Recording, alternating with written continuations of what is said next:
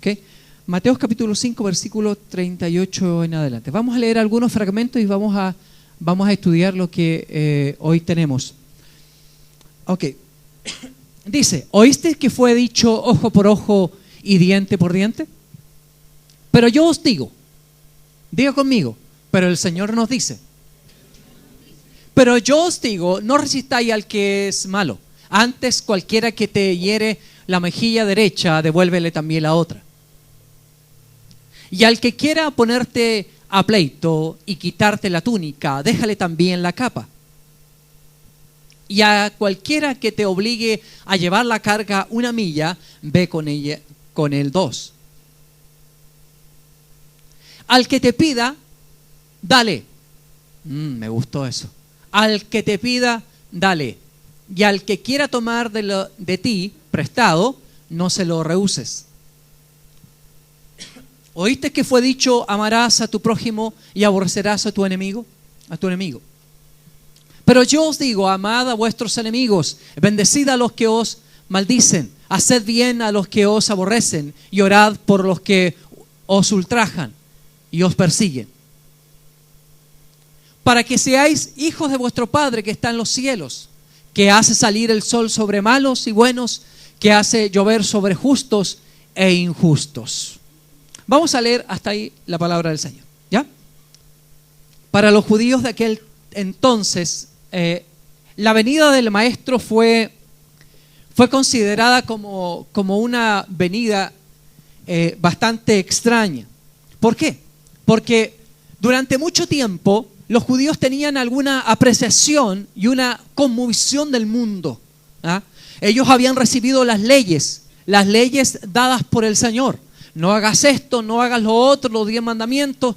Y a la par de esos mandamientos, los judíos comenzaron a agregar algunos asuntos adicionales. Por ejemplo, dice la Escritura, habéis oído que amarás a tu prójimo, pero aborrecerás a tu enemigo. En realidad, Dios nunca ordenó eso. Nunca, jamás ordenó eso. Es más, la Escritura dice, amarás a tu prójimo y tendrás en consideración al extranjero, al que viene de lejos. Tendrás en consideración al amorreo, dice Dios. Entonces eso comenzó a añadir. Los judíos eran especialistas en añadirle, en ponerle más condimentos a las leyes de Dios. ¿Ya? Es por ejemplo el Shabbat. Tanto que se habla hoy en día acerca del Shabbat. El Shabbat los judíos era el descanso, era el reposo. Pero los judíos entendieron una cuestión totalmente extraña, que no se debía de hacer esto, no se debía de hacer lo otro. ¿Se acuerdan lo que el Señor hizo en el Shabbat? Con sus discípulos estaban recogiendo espigas.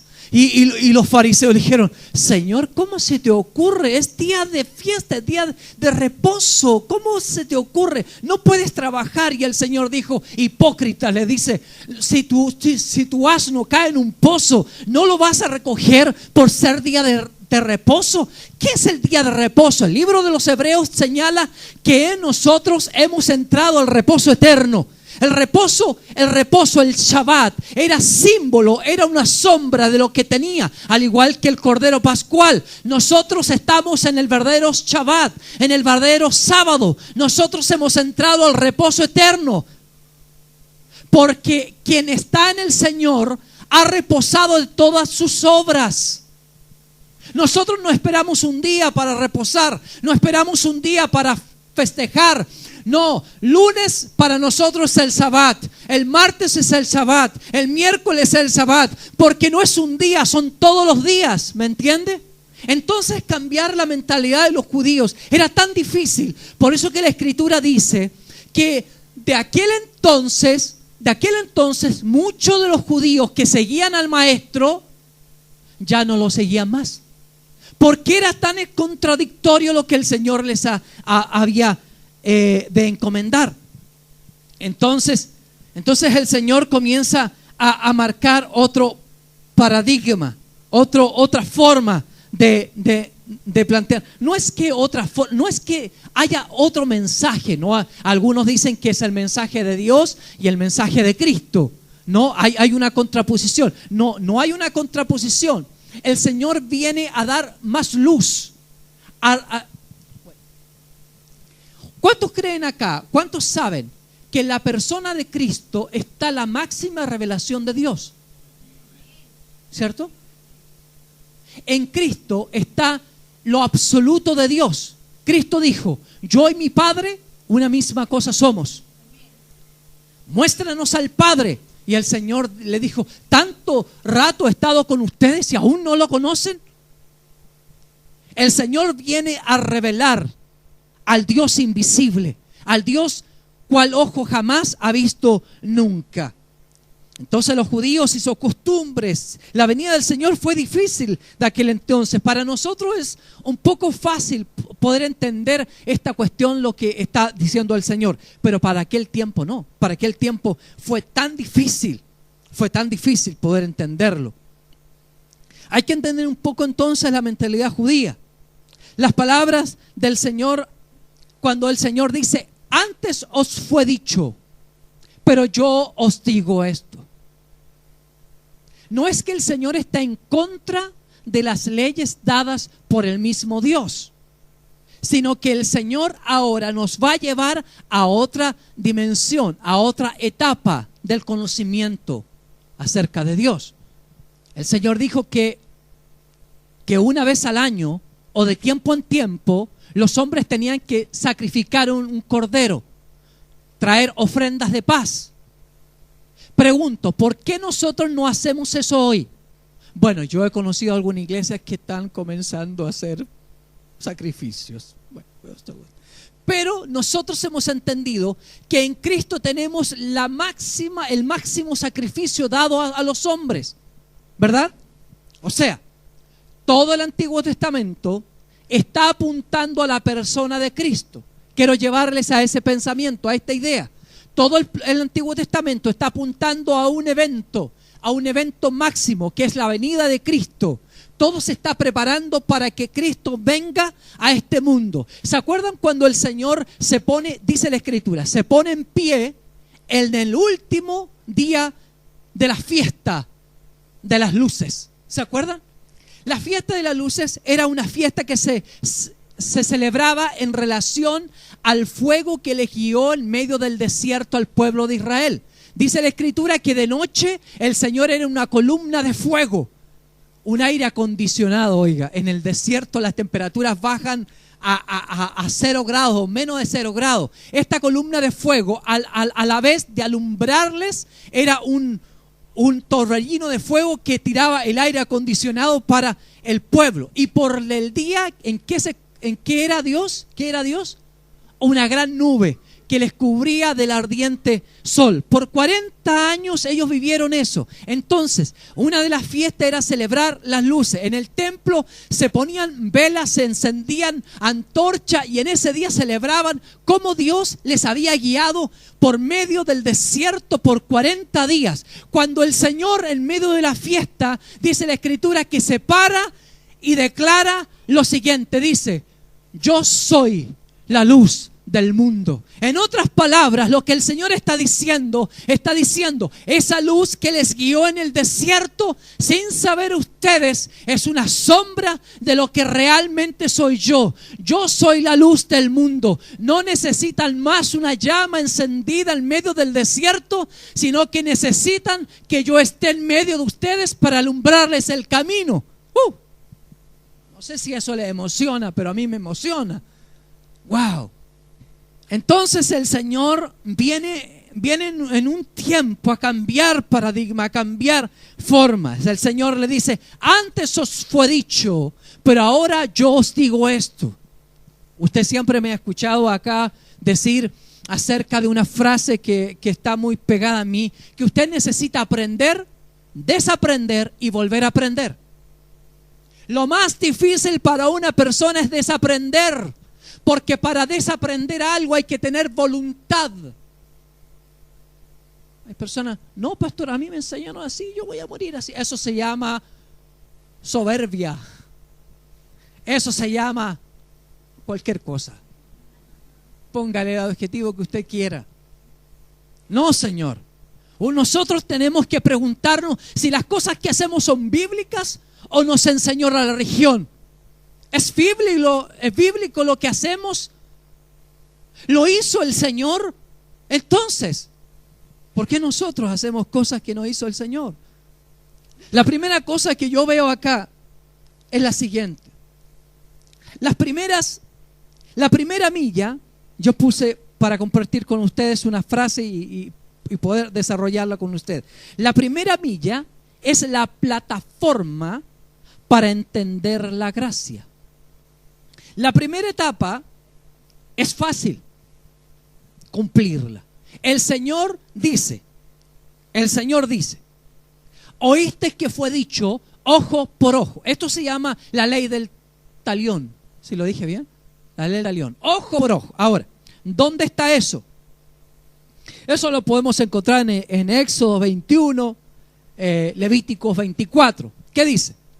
Si alguien te golpea, la ley decía, sea golpeado. O pierdes un ojo, tienes que sacarle el ojo a la otra persona. Ojo por ojo. Es más, la ley decía, vida por vida. Wow. Vida por vida, ojo por ojo. Entonces, pero el Señor viene a declararnos algo. El Señor dice, antes ustedes aprendieron esto, pero ahora yo os digo esto.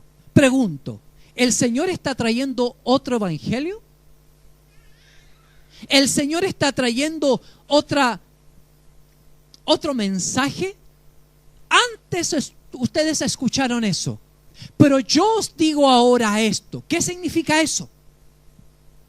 El Señor no está diciendo que está contrario a lo que está declarado, porque recuerden ustedes, las leyes del Éxodo y las leyes de Levítico fueron declaradas por Dios también. Si usted lee ahí algún pasaje, por ejemplo, Éxodo 21, 24, si usted puede leerlo, o Levíticos 24, 20. Entonces, la ley decía, ojo por ojo y diente por diente, la ley del talión. Leyes que fueron dadas por Dios. Lo que Jesús está planteando ahora es que hay un nuevo nivel de conocimiento y de entender esta ley. Los de la primera milla cumplen estos conceptos. O sea, ¿es fácil dar ojo por ojo? ¿Cuánto han dado ojo por ojo? Levanten su mano. Sí, si algunos han dado, algunos han recibido, pero han dado. Algunos han recibido y han recibido. Bueno. La ley dice, no, me la hizo, me la paga.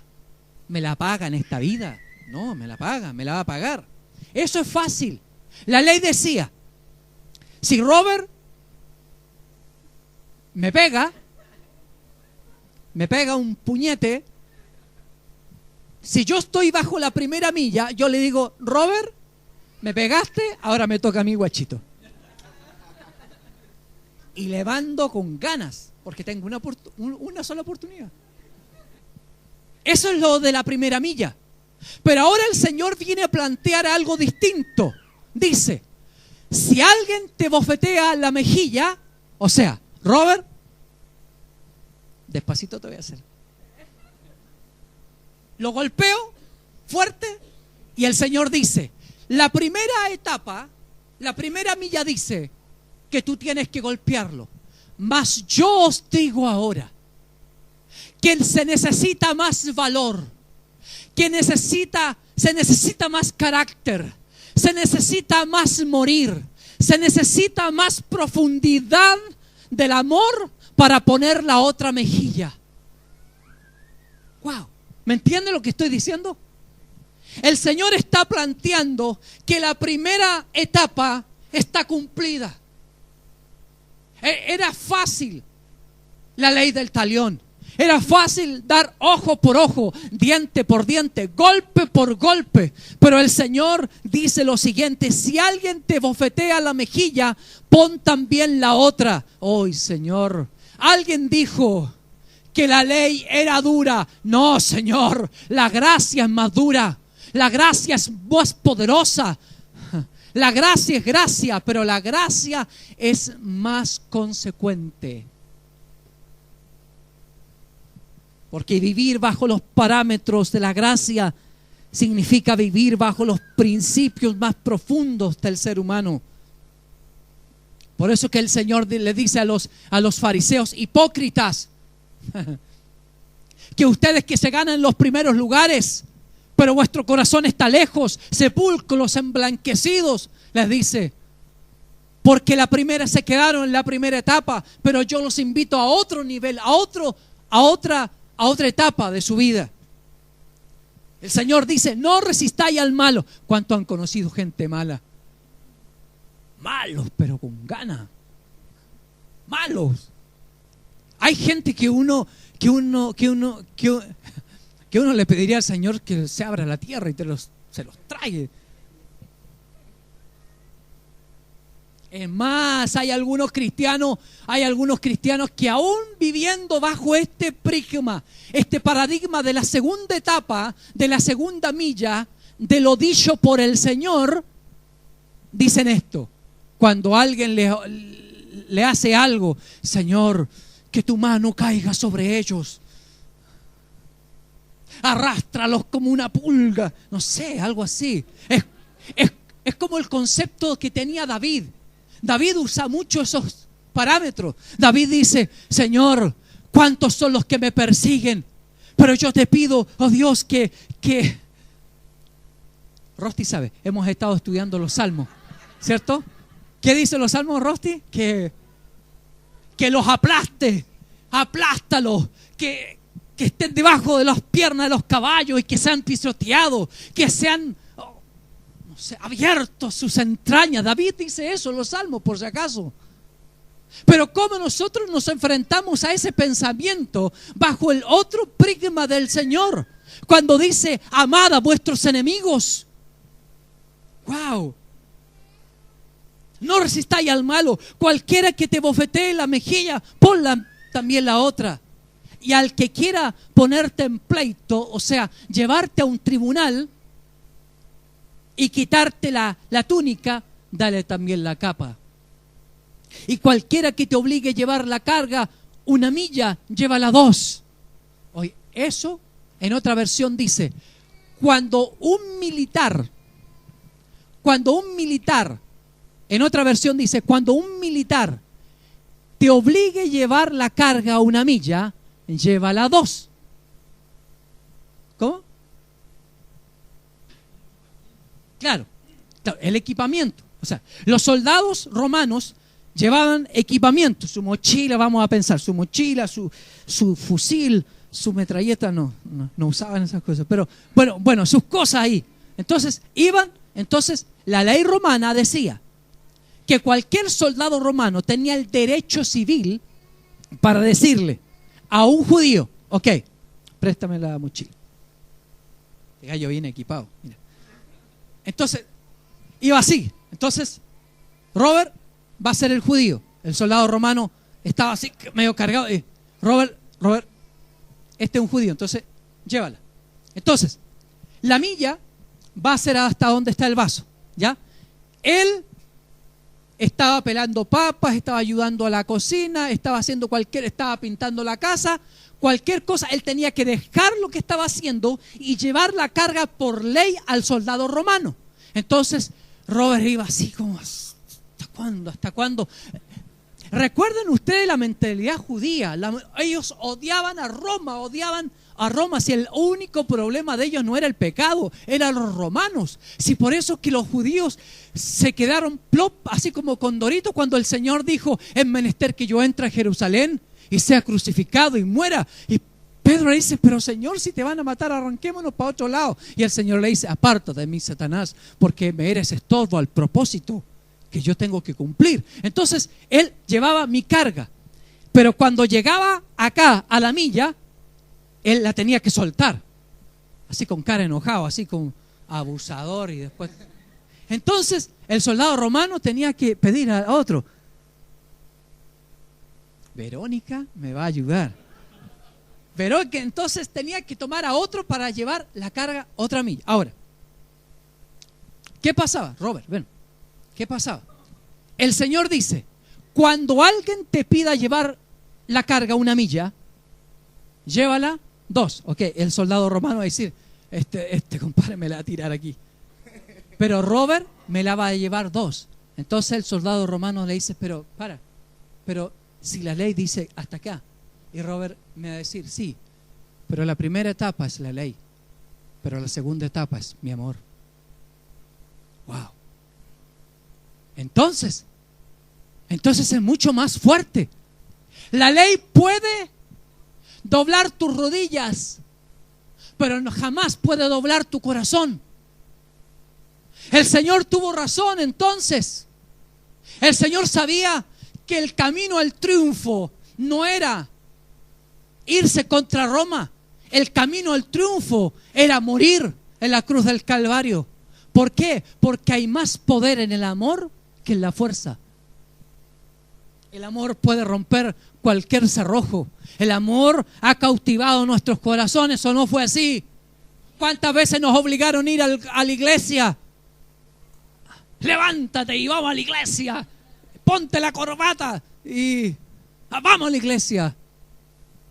Y uno iba, pero un día el gran amor de Dios entró a nuestros corazones y vimos su sacrificio y vimos su amor, y ese amor caló tan profundo a nuestro corazón que ahora no necesitamos que alguien nos despierte para ir al servicio. Despertamos con ánimo, con fuerza, con una gratitud en nuestros corazones enorme, aunque vengan de Melipilla.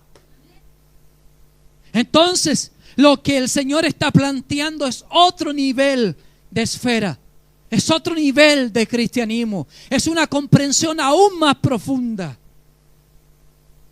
Al que te pide, dale. Y al que quiera tomar de ti prestado, no se lo rehuses. Yo tengo problemas con eso de repente, porque hay gente que me pide en la calle. Y yo digo, pero si lo va a usar mal. No es detalle tuyo ese. Al que te pide, dale.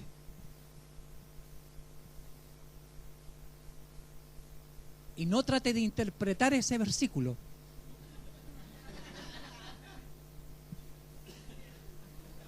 Deje que la Biblia hable lo que tenga que decir.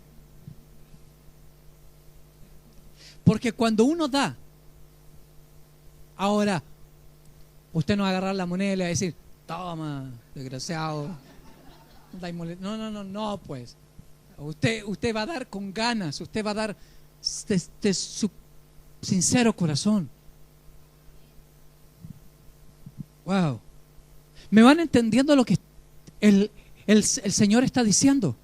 Antes os fue dicho, mas ahora yo os digo esto. Los sacrificios eran sombra del verdadero Cordero Pascual. Los actos fueron preparativos para su venida. Jesús va mucho más profundo. Va a la intención del corazón de los hombres. No es lo que dices, es como lo dices el problema. Pastor, pero hay que decirlo nomás. No, pare. Hay forma de decir las cosas. Porque vas a ser examinado por tu corazón. Porque de la abundancia de la... ¿Qué? A ver, no está en mi sermón, pero les pregunto, I have question. ¿Quién habla primero, la boca o el corazón? ¿Quién dice primero, la boca o el corazón? De la abundancia del corazón habla la boca. El que primero habla es el corazón. Y la boca es un parlante de lo que está en el corazón. Así que mida sus palabras y examine cómo las dice y con qué intención las dice. ¿Cuál fue el espíritu que lo motivó? Ser cristiano de la primera etapa es relativamente fácil. Aunque tengo que señalar acá que el propósito de la ley jamás fue el redimirnos. El propósito de la ley, dice la Escritura, es llevarnos, el libro de Romanos dice, el propósito de la ley es llevarnos como un ayo, como una nodriza, ¿no es así?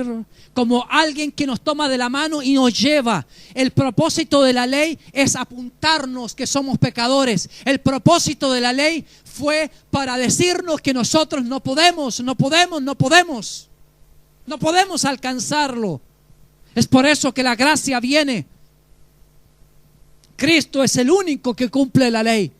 Y a través de su cumplimiento, nosotros hemos cumplido la ley. A través de Él, por los méritos de Cristo Jesús. Amén. Entonces, Jesús va mucho más profundo. Los de la primera etapa hacen lo que se les manda. Atención. Pero los de la segunda etapa hacen lo que es correcto. Los primeros asisten a un lugar por un concepto de pertenencia. Los otros lo hacen por un concepto de amor. Lo malo está en esto, en los de la primera etapa. Escuchen. El peligro de estar en la primera etapa. Sirven y hacen bien las cosas mientras hay una regla. Pero usted lo dejan solo y usted hace lo que está en el corazón. Los de la primera dicen, dame. Pero los de la segunda etapa dicen, dime dónde hay para ir a buscarlo. Los de la primera etapa siempre van a hacer cosas porque lo mandan, pero las segundas lo hacen por iniciativa y por responsabilidad. Los de la primera etapa actúan por sensaciones. Es que no lo siento. Es que no siento. Uno le dice a alguien algo y la persona, pastor, voy a orar. Voy a ponerlo en oración.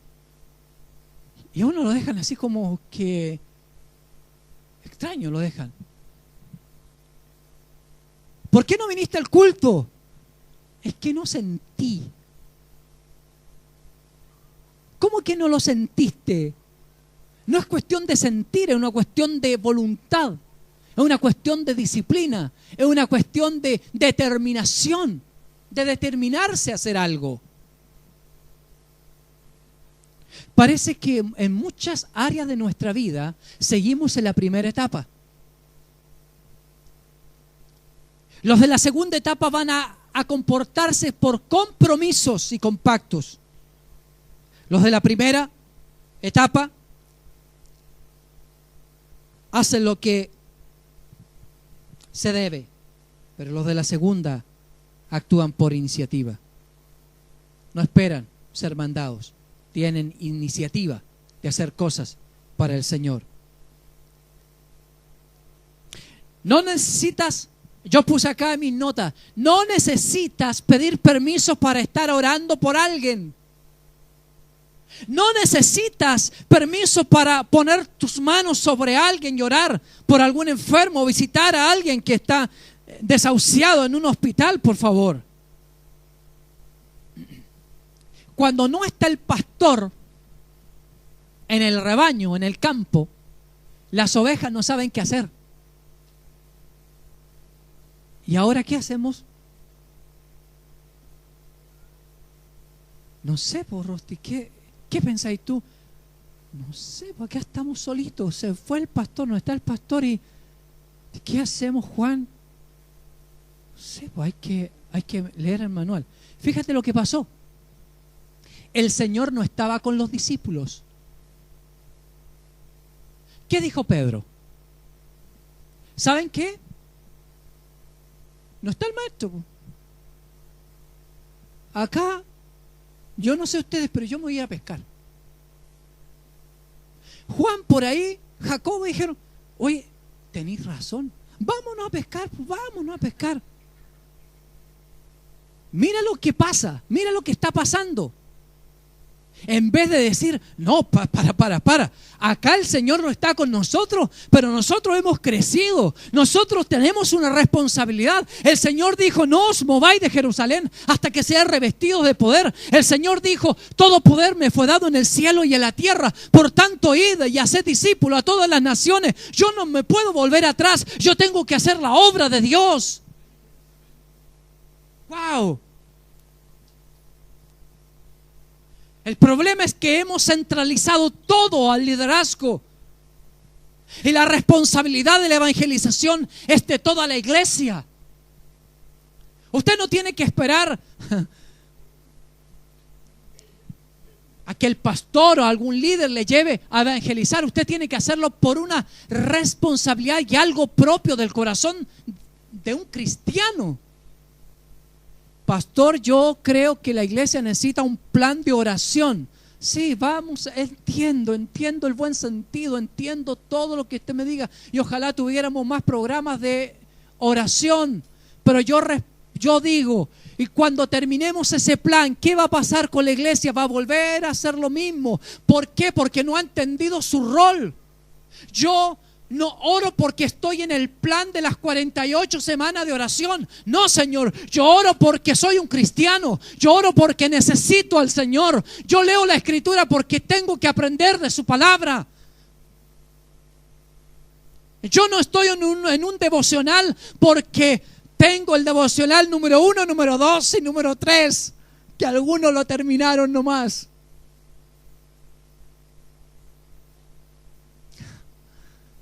Yo leo la Escritura porque tengo una disciplina de lectura de la Biblia.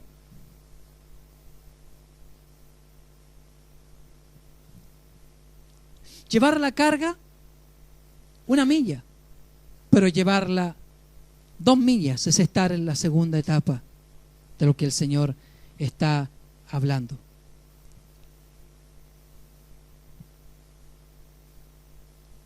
Lo que haces está bien. Pero hay cosas que Dios te va a pedir que tiene que ver con la profundidad de tu corazón.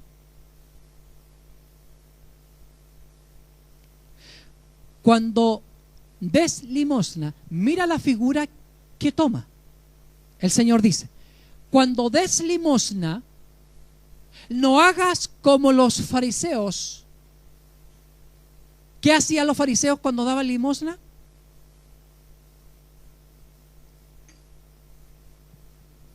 ¿Qué hacían?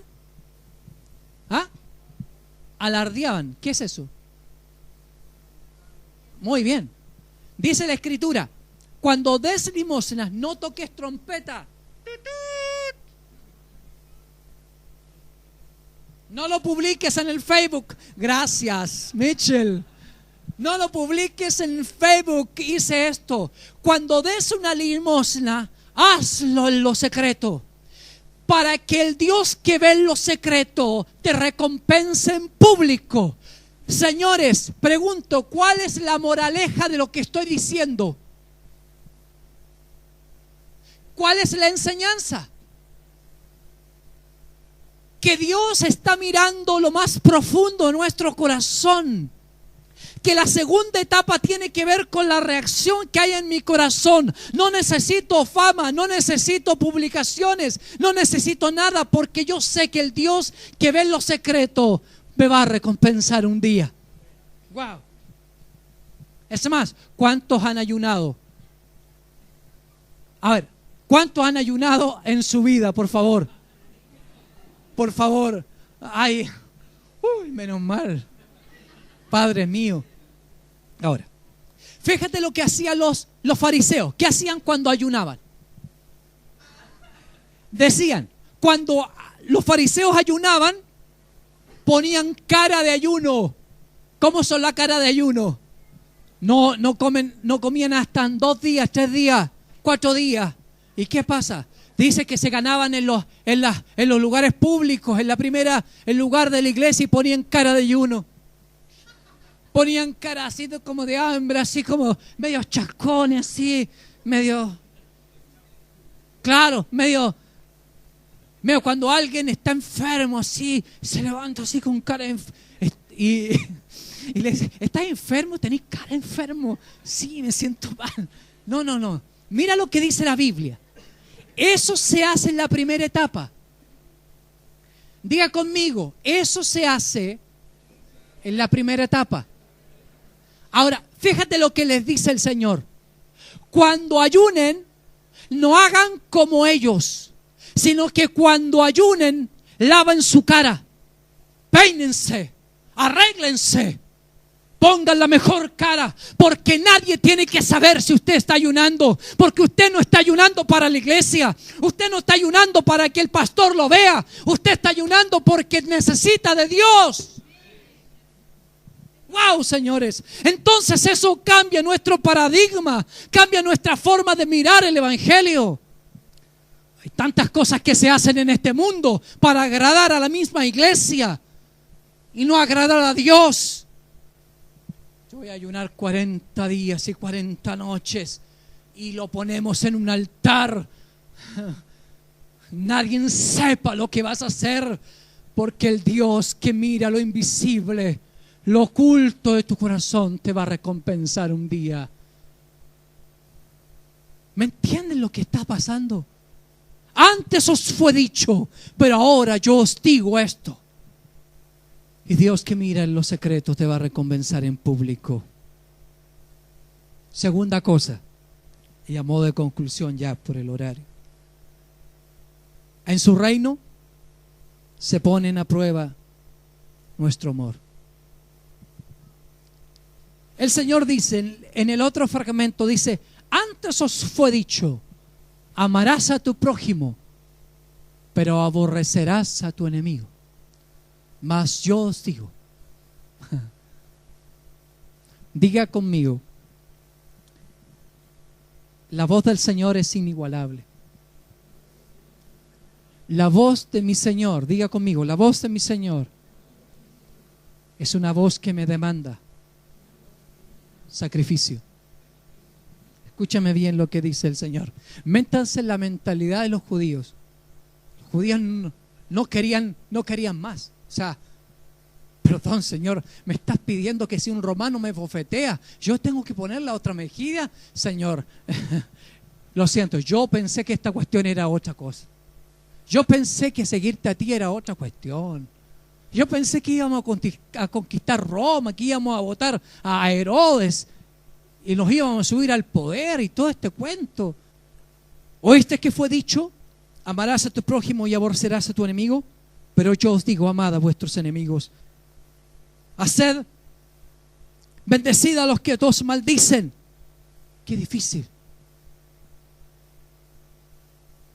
Bendecid a los que os maldicen, aquellos que tiran palabras horrendas frente a usted. Usted tiene que bendecirlos. Haced el bien a los que os aborrecen y orad por los que os ultrajan y os persiguen. ¿Usted ora por los que te persiguen? ¿Usted ora por aquellos que te hacen mal? ¿O está en la primera etapa que está queriendo pagar? Le voy a pagar con el látigo de la indiferencia. Eso es pecado. Porque usted tiene que amar a sus enemigos. Ahora, amar a nuestros enemigos. Bendecid a los que hacen maldición sobre nosotros. Hacer el bien a los que nos aborrecen. Orar. Usted tiene que amar, bendecir. Diga conmigo, amar, bendecir. Hacer el bien y orar. Anótelo en su agenda. ¿Cuál es la función frente a nuestros enemigos? Amarlos, bendecirlos, hacer el bien y orar por ellos.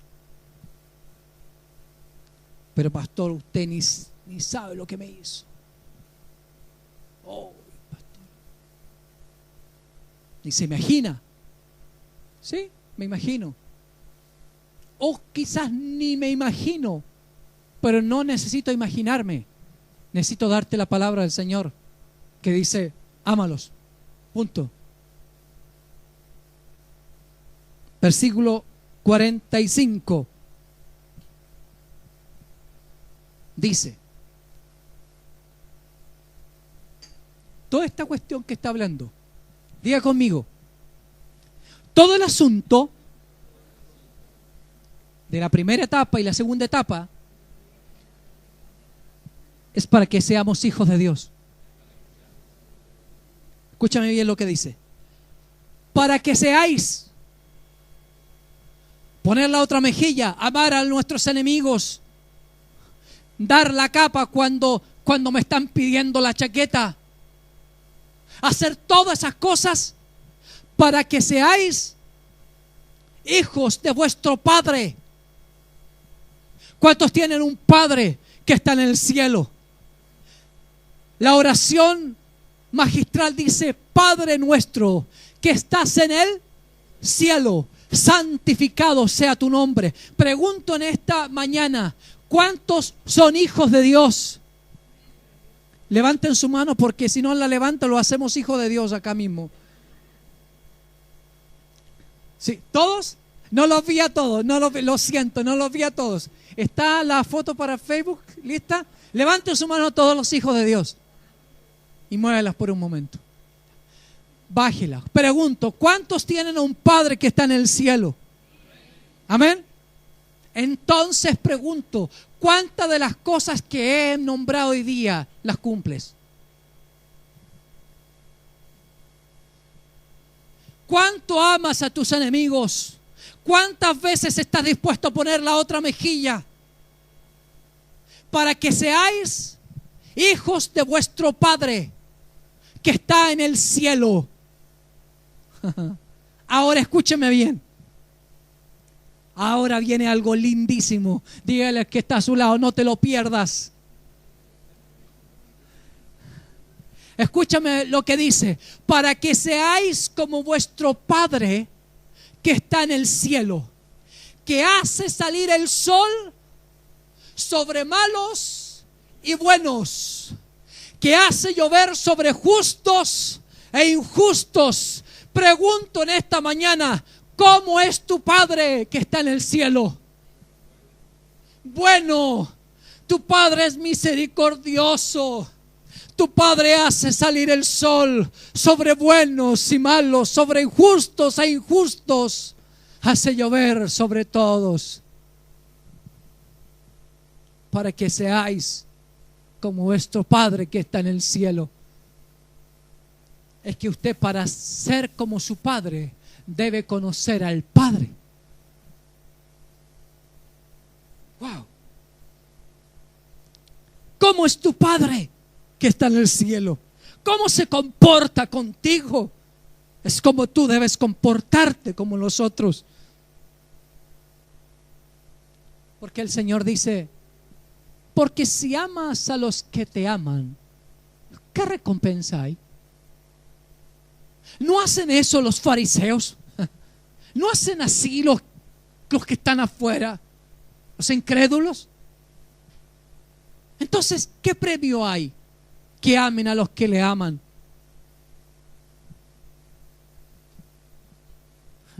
Y me gusta lo que dice un versículo, ¿ah? Atención, dice: y saludan a nuestros hermanos solamente. ¿Qué hacéis de más? Esta cuestión es hacer más. No hacer lo que simplemente debo hacer, es hacer un poco más. Señor, entonces la generación de la segunda etapa hace más. ¿Y qué es hacer más? Amar. Amar a los que nos aman es fácil, pero amar a los que nos aborrecen es difícil. Saludar, hay cristianos que saludan solamente a los hermanos, pero no saludan al vecino, no saludan al que está al frente de la casa, no saludan al que recoge la basura. Eso se llama principio de evangelismo, por si acaso. Termino con esto y ahora sí que me acompañe Damaris por ahí. Se me acaba el sermón. ¿Cómo es Dios? ¿Cómo es tu Padre? ¿Cómo es tu Padre? Que hace llover sobre justos e injustos, que hace salir el sol sobre buenos y malos. ¿A cuántos vinieron? ¿Cuántos leprosos vinieron al Señor? 10. ¿Cuántos volvieron? Alguna versión dice que volvieron 2, pero solamente uno se inclinó delante del Señor y le dijo: Señor, reconozco que esto ha venido de ti. Pero el gran amor de Dios no dejó a los 10 sin un toque. Dios hace salir el sol sobre justos e injustos. El gran amor de Dios cubre esta nación. El Dios que bendice este país lo bendice con justos e injustos. La gracia de Dios que está sobre todo el mundo. Dios es bueno. Dios hace florecer los campos porque Dios es bueno. Dios a veces sana a gente que ni siquiera clama a Él porque su gran amor es así. A veces he escuchado que la nimita tanto me hizo el milagro. No, es que Dios pasó por alto tu ignorancia y tocó tu corazón al ver tu dolor de tu hijo, de tu hija que estaba clamando. Porque dice la Escritura que Dios escuchó el clamor de un niño muriendo en el desierto. Ismael, dice que Agar cuando fue retirada del campamento de Israel, Agar dice que tomó a su hijo Ismael y lo tiró debajo de unos árboles y lo dejó para morir. Y dice la Escritura que el Dios de los cielos escuchó el clamor del niño. Señores, eso me impresiona, porque Dios escucha el clamor de un niño. Dios es Dios bueno. Él hace llover sobre justos e injustos. Entonces Él dice: antes os fue dicho esto, pero yo os digo lo siguiente: marchen a la segunda etapa. Marchen donde está comprometido el corazón. Yo no necesito tener en mi agenda el orar. Cada día necesito más de Dios. Hay cristianos que funcionan con reglas porque viven en la primera etapa todavía. Pero los cristianos que amamos a Dios debemos hacer lo que es correcto, cueste lo que cueste.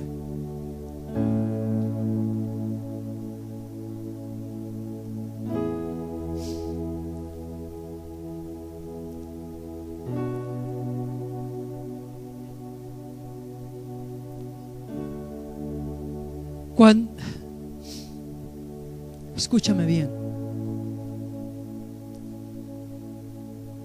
Dios te va a dar cosas aun cuando lo olvides. Pastor, ¿qué está diciendo? Cuando Dios le dice a Israel: cuando entres a la tierra que Jehová tu Dios te dé, la tierra que fluye leche y miel, cuando Dios haga el milagro en tu familia, cuando Dios, el Señor, te dé todo lo que ha prometido, cuando Dios te bendiga, cuando Dios te dé el trabajo que estás esperando, cuando Él restaure tu vida, tu matrimonio, tus hijos, cuando Él ordene tu vida, cuando Él haga un milagro que estás esperando, cuando tu mesa esté llena de pan, cuando Jehová te entre a la tierra en donde fluye leche y miel, escucha lo que Dios pide. Acuérdate de Jehová tu Dios. Perdón, yo estoy leyendo mal la Biblia, o el Dios de todos los cielos, el Dios que mueve los confines del universo, el Dios creador, el Dios que puede hacer así y destruir con un puñado de su mano la tierra y los confines del universo. El Dios nos está pidiendo, por favor, que no lo olvidemos, porque Dios te va a dar riquezas, te va a dar todo lo que tú quieres, pero el Señor te dice: en la decisión de seguirme no voy a estar involucrado, porque esa decisión es tuya. A los 10 sanó, pero uno volvió.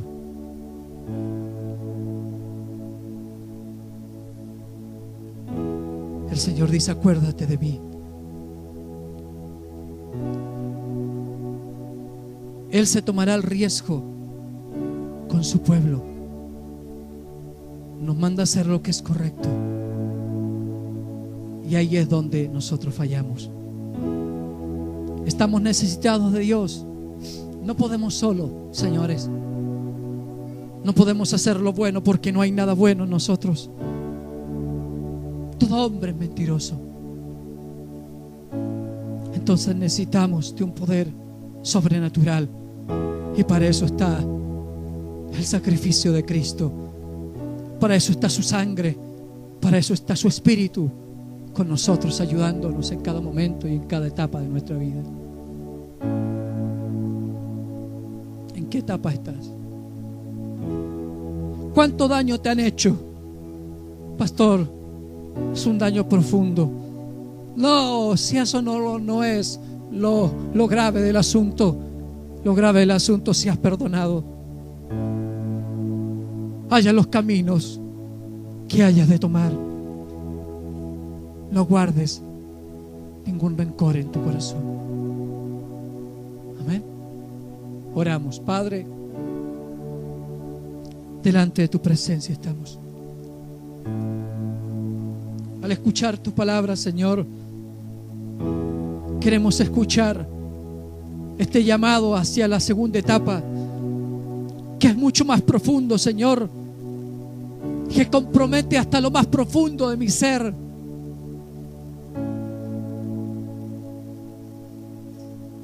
Ayúdame, Señor.